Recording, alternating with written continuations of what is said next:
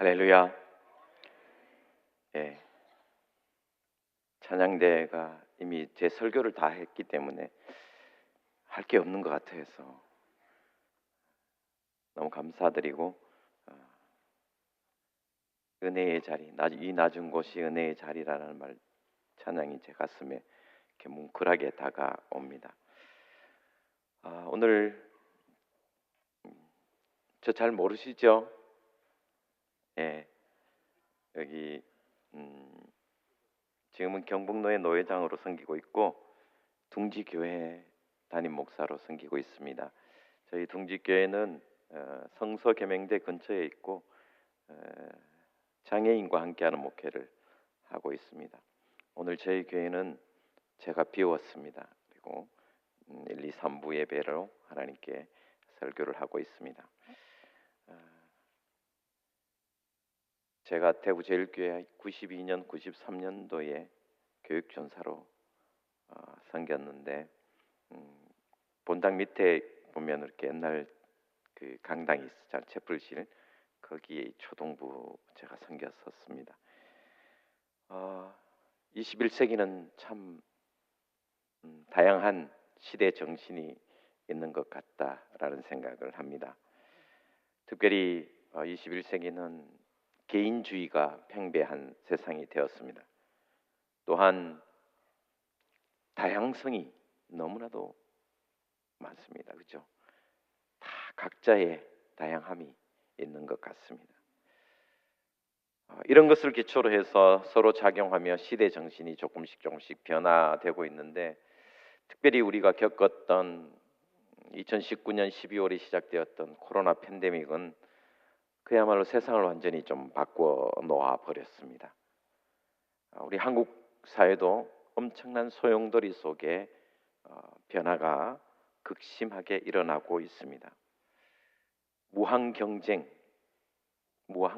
시대가 우리 한국 사회고, 특별히 코로나 이후에 삶의 목적을 상실한 시대이기도 합니다.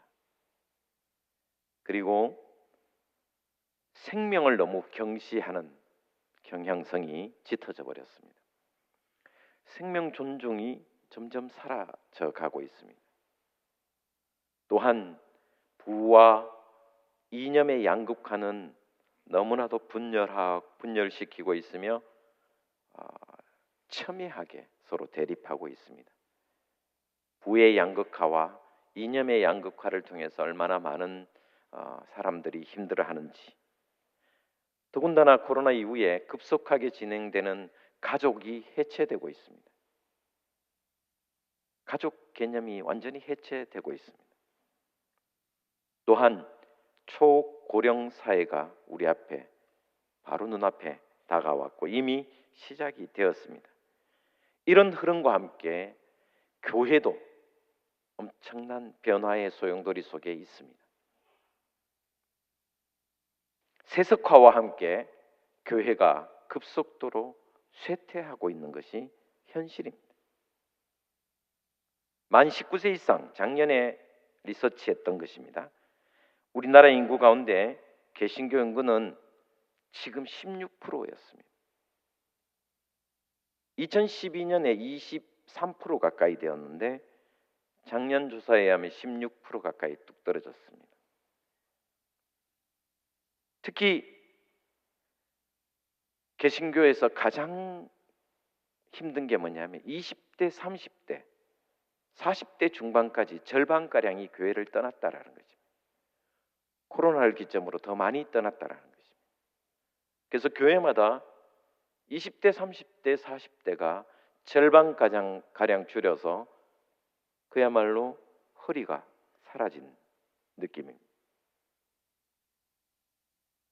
더 심각한 것은 앞으로 어느 종교를 택하겠습니까? 라고 믿지 않는 사람들에게 질문을 했습니다. 그랬더니 불교가 40% 나왔습니다. 가톨릭이 35% 가까이 나왔습니다. 개신교를 선택한 사람은 20%도 되지 않습니다. 인구 감소와 함께 개신교에 대한 그리고 교회에 대한 신뢰가 완전히 땅에 떨어진 상태가 바로 우리 한국 교회의 모습입니다. 믿는 사람, 같이 교회를 다니는 사람들 중에서도 같이 교회 다니는데 저 사람 못 믿겠다 하는 사람이 60% 정도 돼요. 여러분, 같이 앉아 있어도 옆 사람 잘 못 믿어요. 지금 우리 한국 교회 모습이 지금 그렇게 조사가 됐습니다. 비신자들에게 교회를 신뢰할 수 있냐? 교회 다니는 사람 신뢰할 수 있느냐? 물었더니 19%만이 믿겠다라고, 믿을 수 있는 사람이라고 이야기합니다. 10명 중에 2명이 교인을 못 믿겠다라고 이야기를 하고 있습니다. 어떻게 보면 위기 중에 가장 위기가 아닌가라는 생각을 합니다. 그러나 그럼에도 하나님은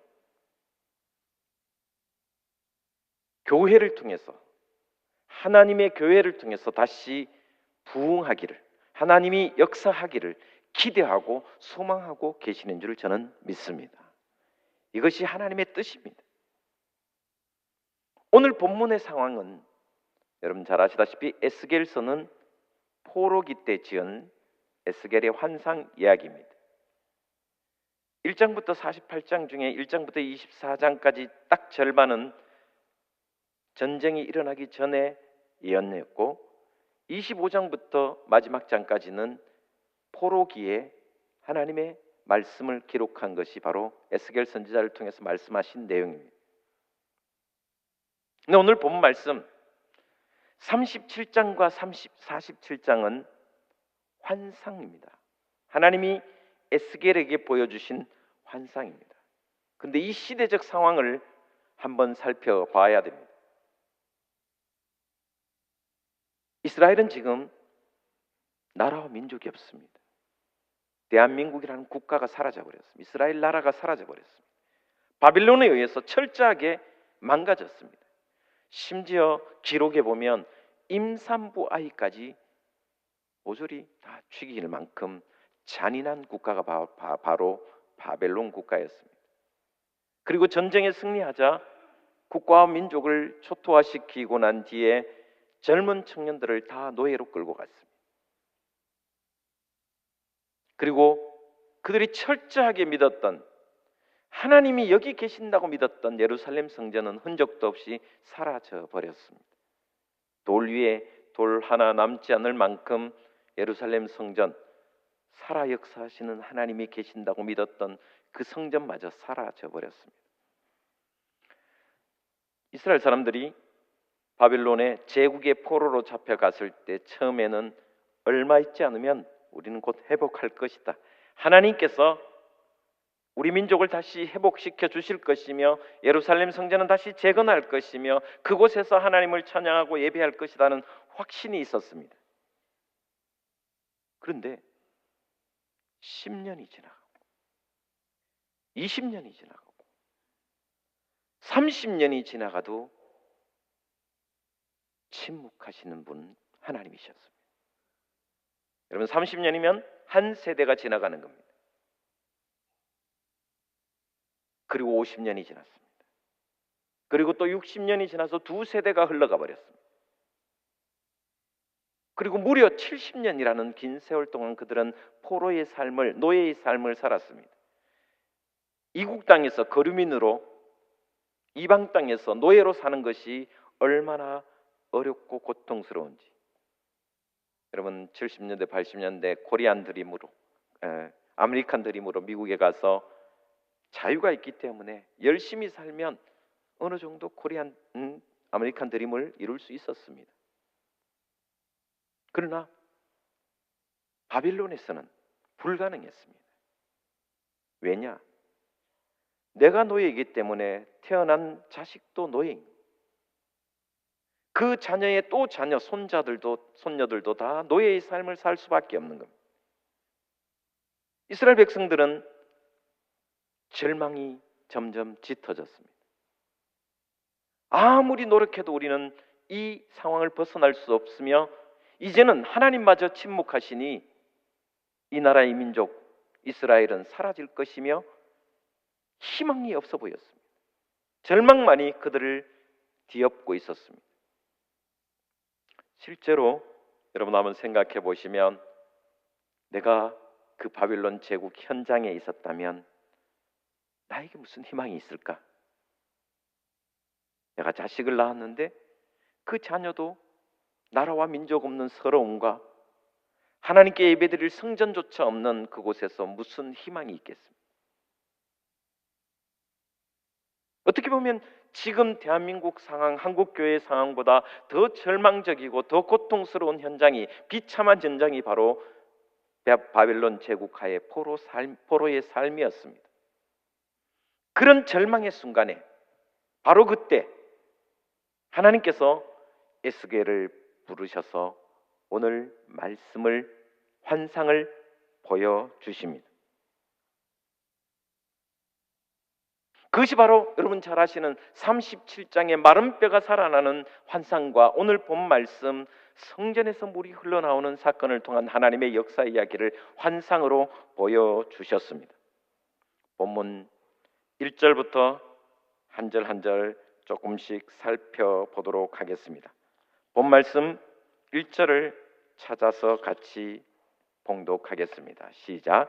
그가 나를 데리고 성전문에 이르시니 성전의 앞면이 동쪽을 향하였는데 그 문지방 밑에서 물이 나와 동쪽으로 흐르다가 성전 오른쪽 제단 남쪽으로 흘러내리더라. 아멘. 여러분, 바빌론 제국 안에 교회는 없었습니다. 예루살렘 성전을 지금 이야기하는 겁니다. 하나님께서 에스겔을 데리고 환상 중에 성전에 데리고 올라갔습니다. 근데 그 성전은 이미 완전히 무너졌고 아무것도 없는 상태였습니다. 초토화된 상태였습니다. 그런데 놀랍게도 그 성전 문지방 밑에서 물이 흘러나오기 시작했다라는 것입니다. 여러분, 성경에 물은 생명을 상징하고 은혜를 상징하는 것입니다. 지금 나라와 민족이 없고 국가도 없으며 아무것도 없는 상황이고 예루살렘 성전은 이미 파괴되어 돌 위에 돌 하나 남지 않은, 하나님이 계시지 않는 것처럼 보이는 그 상황, 절망적인 상황인데 하나님께서 에스겔 선지자를 통해서 봐라, 여기에서 이 성전 문지방에서부터 샘물이 흘러나온다라는 것을 보여주고 있습니다. 생명의 물이 흘러나온다는 것입니다. 은혜의 물이 흘러나온다라는 것을 보여주고 있습니다. 한국 교회가 힘든다라는 이야기를 많이 합니다. 또 앞으로 어떻게 될지 아무도 모르지만 다들 절망만 이야기합니다. 50대, 60대가 지나가면 다음 세대는 절망이라고 이야기를 합니다. 인구 절벽이라는 핑계를 대면서 더 이상 어떻게 해볼 수 없는 상황까지 이르게 되었다고 많은 목회자들과 성도들도 이야기를 합니다. 그러나 여러분, 에스겔에게 보여주신 이 환상을 하나님은 지금 여러분에게 보여주시는 줄 믿습니다. 성전에서 은혜의 강물과 생명이 되는 물이 흘러 넘치게 되리라 저는 믿습니다. 여전히 하나님은 교회에 은혜와 생명의 물을 흘려보내고 계신다라는 것입니다. 그러니 하나님은 교회를 통하여 다시 하나님의 역사를, 하나님의 부흥을 이루시기를 원하고 계신다라는 말씀이 오늘 본 말씀의 내용입니다. 그 말씀, 다시 말씀으로 돌아가 보도록 하겠습니다. 모든 것이 파괴되어 더 이상 절망할 것도 없는 그런 상황이었지만 하나님은 생명의 물, 은혜의 물을 성전에서부터 흘러보내고 계신다. 이 믿음이 또 이 확신이 여러분의 확신이 되시기를 주의 이름으로 축복을 드립니다. 그 샘물이, 은혜의 생물이 어떻게 흘러가고 어떤 얼마만큼 차느냐에 대해서 이렇게 이야기합니다. 처음에는 1,000척을 측량했더니 발목까지 닿았습니다. 또다시 일천척을 측량해서 나아갔더니 무릎까지 찼습니다. 또 일천척을 나아갔더니 허리까지 차게 되었습니다. 또 일천척을 나아갔더니 더 이상 건널 수 없는 강물이 되었다라고, 헤엄칠 수 없을 만큼 큰 강물을 이루었다고 말씀하고 있습니다. 여러분, 지금도 하나님은 우리 대구제일교회를 통하여 아니 이 땅에 있는 수많은 교회를 통하여 하나님의 은혜가, 하나님의 생명이 끊임없이 성전에서부터 흘러넘쳐 발목을 채우고 무릎을 채우고 허리를 채우고 건널 수 없는 생수의 강으로 온 땅에 흘려보내고 계시는 줄 믿으시기를 바랍니다. 이것이 하나님이 우리에게 보여주신 환상이고 또 에스겔에게 보여주신 하나님의 메시지입니다. 그렇다면 이 물은 어느 방향으로 흘러가느냐는 것입니다. 생명의 물이며 은혜의 물, 성전 문지방에서부터 솟아난 이 물이 어디로 흘러가느냐, 한번 찾아보도록 하겠습니다. 1절 말씀입니다. 같이 보겠습니다. 시작. 그가 나를 데리고 성전문에 이르시니 성전의 앞면이 동쪽을 향하였는데 그 문지방 밑에서 물이 나와 동쪽으로 흐르다가 성전 오른쪽 제단 남쪽으로 흘러내리더라. 2절 보겠습니다. 그가 또 나를 데리고 북문으로 나가서 바깥길로 꺾여 동쪽을 향한 바깥문에 이르시기로 본즉 물이 그 오른쪽에서 스며 나오더라. 다시 3절 한번 보겠습니다. 그 사람이 손에 줄을 잡고 동쪽으로 나아가며 천척을 측량한 후에 내게 그 물을 건너게 하시니 물이 발목에 오르더니 8절을 보도록 하겠습니다. 8절 말씀입니다. 시작. 그가 내게 이르시되 이 물이 동쪽으로 향하여 흘러 아라바로 내려가서 바다에 이르리니 이 흘러내리는 물로 그 바다의 물이 되살아나리라. 아멘. 방향이 어디냐? 동쪽으로 계속 흘러갑니다. 동쪽으로 동쪽으로 동쪽으로. 최종 목적지는 아라바 광야입니다. 은혜의 생수, 은혜의 물, 생명의 물이 문지방에서부터 성전 문지방에서 흘러나와 향하는 곳이 어디냐? 동쪽이라는 것입니다. 그러면 성경의 동쪽은 죄가 있는 곳입니다. 에덴의 동쪽은 하나님으로부터 점점 멀어지는 것을 이야기하는 것입니다. 에덴의 동쪽은 죄가 있는 곳을 상징하는 것입니다. 그래서 여러분 창세기를 보시면 인간이 에덴에서 쫓겨나고 난 뒤에 계속 동쪽으로 갑니다. 그래서 드라마 제목도 에덴의 동쪽이라는 제목이 있죠. 에덴의 동쪽이라는 뜻은 죄가 있는 곳을 상징하는 것입니다. 죄를 상징하는 것입니다. 성전 문지방에서부터 생명의 물이 흘러나와서 어디로 흘려보내야 되냐? 죄가 있는 곳에, 생명이 없는 곳으로 흘려보내라는 것을 상징해 주는 말씀입니다. 비록 에스겔이 있는 곳이 바빌론 제국이 있는 곳입니다. 그 바빌론 제국이 정말 위대한 국가처럼 보이지만 하나님의 은혜가 이 죄가 있는 곳에 흘러내리면 반드시 이 제국도 멸망할 것이며 끝내 하나님의 구원의 역사가 일어날 것이다라는 상징적인 말씀입니다. 오늘 우리에게 해석하면 저와 여러분, 우리 대구 제일교회뿐만 아니라 여러분이 하나님의 교회이며 성전입니다. 하나님이 나에게 주시는 은혜, 생명의 물을 죄가 있는 곳으로 끊임없이 흘려보내라는 하나님의 메시지입니다. 어디까지 흘려보내라냐? 아라바입니다. 아라바 광야는 성지순례 다녀오신 분은 알겠지만 아라바 광야는 사해 바다가 있는 곳입니다. 구약으로 이야기하면 소돔과 고모라가 있는 곳입니다. 멸망한 소돔과 고모라가 있는 곳이 바로 아라바 광야입니다. 아라바 광야의 가장 중요한 게 뭐냐? 사해 바다입니다. 사해 바다를 가시면 생명이 티끌도 없습니다. 그 어떤 생명도 존재할 수가 없습니다. 나무도 풀도 자라지 않습니다. 물속에는 물고기 한 마리 없습니다. 죽음의 바다가 바로 사해 바다입니다.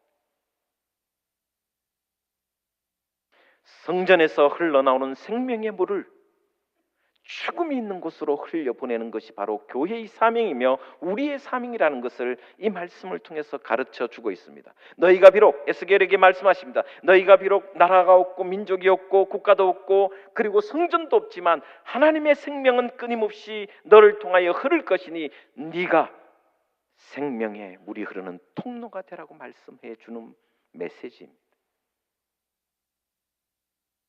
죽음의 바다가 있는, 생명이 하나도 없는 그 사해 바다를 향하여 생명의 물, 은혜의 물, 하나님의 그 생명을 흘려보내라고 말씀하고 있습니다. 한국 교회가 점점 힘들다고 합니다. 사람들은 점점 부정적으로 이야기합니다. 비관적으로 이야기합니다. 그러나 저는 오늘 여러분에게 말씀드리고 싶습니다. 여러분이 에스겔이 본 이 환상을 보십시오. 그리고 다시 하나님의 생명의 물이 나를 통하여 우리 교회를 통하여 흘러감을 믿고 여러분을 통해서 하나님이 역사하심을 보고 또 보고 그 놀라운 일을 날마다 보고 하나님께 영광 돌리는 삶이 되기를 진심으로 부탁을 드립니다. 비관하지 말고 부정적으로 이야기하지 마시고 오히려 이런 때에 하나님이 새로운 역사를 만들어 가실 줄 믿습니다. 나를 통하여 만들어 가실 줄 믿습니다. 우리 제1교회를 통하여 이루어 가실 줄 믿습니다. 그것을 볼 수 있는 믿음의 눈이 저와 여러분의 신앙이 되기를 주의 이름으로 축복을 드립니다. 그 물의 목적지가 아라바 강야로 흘러갈 때마다 어떤 일이 벌어졌느냐 7절부터 같이 한번 다시 보도록 하겠습니다. 7절 말씀 같이 보겠습니다. 시작. 내가 돌아가니 강 좌우편에 나무가 심히 많더라. 생명이 없는 곳에 생명나무가 다시 살아나기 시작합니다. 8절입니다. 8절을 같이 보겠습니다. 그가 내게 이르시되 이 물이 동쪽으로 향하여 흘러 아라바로 내려가서 바다에 이르러니 이 흘러내리는 물로 그 바다의 물이 되살아나리라. 할렐루야. 아라바 광야 사해 바다는 죽은 바다입니다. 그런데 그 생명의 물을 하나님이 흘려보내실 때 그곳이 살아났다라는 것을 가르쳐 줍니다. 9절 다시 보겠습니다. 같이 봉독합니다. 이 강물이 이르는 곳마다 번성하는 모든 생물이 살고 또 고기가 심히 많으리니 이 물이 흘러 들어가므로 바닷물이 되살아나겠고 이 강이 이르는 각처에 모든 것이 살 것이며. 할렐루야. 하나님은 생명이시잖아요. 하나님 존재 자체가 생명이십니다. 창조주이십니다. 구원자이십니다. 그 하나님의 생명의 물이 흘러내리는 곳마다 모든 것이 살아난다고 이야기하고 있습니다. 10절 제가 봉독합니다. 또 이 강가에 어부가 설 것이니 엔게디에서부터 에네글라임까지 금을 치는 곳이 될 것이라. 그 고기가 각기 종류를 따라 금 바다의 고기같이 심히 많으려니와. 여기에 엔게디와 에네글라임은, 엔게디는 광야입니다. 에네글라임도 광야입니다.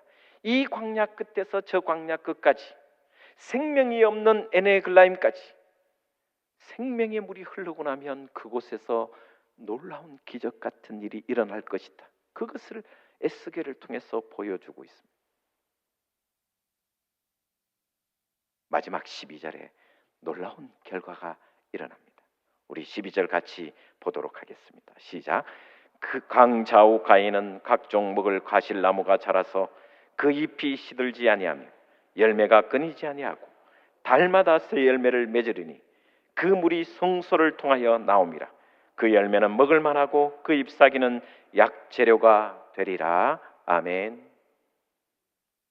생명의 물이 성소에서 흘러나왔기에 어디를 가든지 생명이 꿈틀거리며 어디에 흐르든지 잎사귀가 마르지 않고 달마다, 여러분 과실나무가 1년에 한 번 맺히지 달마다 맺히는 나무가 없습니다. 달마다 맺히고 그 잎사귀도 약재료가 된다라고 약속해 주면서 에스겔에게 보여줍니다. 그러면서 저는 오늘 6절 말씀을 다시 봅니다.